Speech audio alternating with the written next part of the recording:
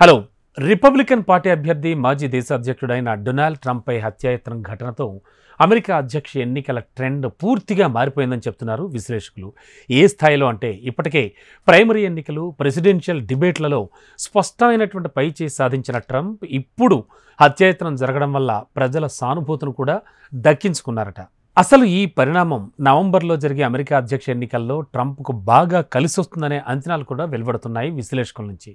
Pennsylvania రాష్ట్రంలోని Buttler నగరంలో జరిగిన హత్యాయత్నం ఘటన అనంతరం ట్రంప్కు ప్రజల్లో మద్దతు ఒక్కసారిగా దాదాపుగా 8% పెరిగిందని పోల్స్టర్ తాజా నివేదికలో కూడా వెల్లడించింది. దీంతో ప్రస్తుత అధ్యక్షుడు జో బైడెన్ను దాటేసి ముందంజలోకి ట్రంప్ దూసుకెళ్లారని విశ్లేషిస్తోంది. దానికి తోడు జో బైడెన్ చేస్తున్న అసంబద్ధ ప్రేలాపనలు, అఫ్కోర్స్ ఒక అధ్యక్షుని పట్టుకుని మరో అధ్యక్షుడి పేరు చెప్పడం దగ్గర నుంచి ప్రతి విషయంలో తడబడ్డం, అంటే చాలా రకాలుగా ఆయన వెనకబడుతున్నారు. ఈ నేపథ్యంలో అండ్ ఇటీవల జరిగిన దాడికి సంబంధించి ట్రంప్ ఈ రకంగా ముందుకు వెళుతున్నారని చెప్తున్నారు.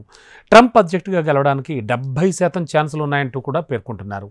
గత కొన్ని వారాల వ్యవధిలో ట్రంప్ ఎన్నికల ప్రచారానికి విరాళాలు పెరిగిన విషయాన్ని ఇందుకు స్పష్టమైన సంకేతంగా కూడా పోల్స్టర్ అభివర్ణిస్తోంది. మరి ఈ మేరకు అమెరికా మీడియాలో కథనాలు కూడా వస్తున్నాయి. తనపై బుల్లెట్లు దూసుకొచ్చినా కూడా ట్రంప్ ఏమాత్రం భయపడలేదు. ఆ వెంటనే ఆయన పైకి లేచి తేరుకుని ఫైట్ అంటూ కూడా తన పిడికిళ్ళు బిగించి నినాదాలు చేయడం చూసాం. దీనికి సంబంధించినటువంటి ఫోటోలు కానీ వీడియోలు కానీ సోషల్ మీడియాలో వైరల్ అయ్యాయి. వాటిని చూసిన నెటిజన్లు ట్రంప్పై ప్రశంసల జల్లు కురిపిస్తున్నారు, కామెంట్స్ పెడుతున్నారు. అమెరికా మాజీ అధ్యక్షుడు ట్రంప్పై ముందస్తు ప్లాన్ ప్రకారమే కాల్పులు జరిగాయని ప్రస్తుతానికి లభించిన ఆధారాలను బట్టి స్పష్టమవుతోంది.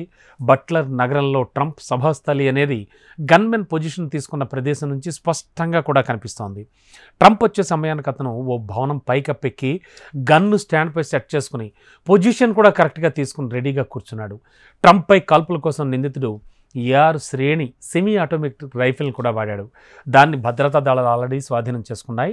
ట్రంప్పై కాల్పులు జరిపిన నిందితుడి పేరుని థామస్ మాథ్యూ క్రూక్స్, వయసు 20 ఏళ్లుగా కూడా నిర్ధారించాయి. అతడు బట్లర్ నగర వాస్తవ్యుడు అని కూడా గుర్తించారు. ఈ ఘటనకు సంబంధించి హత్యాయత్నం కేసును నమోదు చేసిన FBI దర్యాప్తు కూడా మొదలుపెట్టింది. చాలా ఆసక్తికరమైన విషయాలు వెల్లడవుతున్నాయి థామస్ క్రూక్ గురించి. ట్రంప్పై దాడి జరగొచ్చనే అనుమానంతోనే ఆయన సీక్రెట్ సర్వీస్ భద్రతను కొన్నాళ్ల క్రితమే మరింత కట్టుదిట్టం చేసింది. అలాగే ట్రంప్పై కాల్పులు జరిపిన 20 ఏళ్ల యువకుడు సీక్రెట్ సర్వీస్తో కలిసి FBI దర్యాప్తు చేస్తోందంటున్నారు.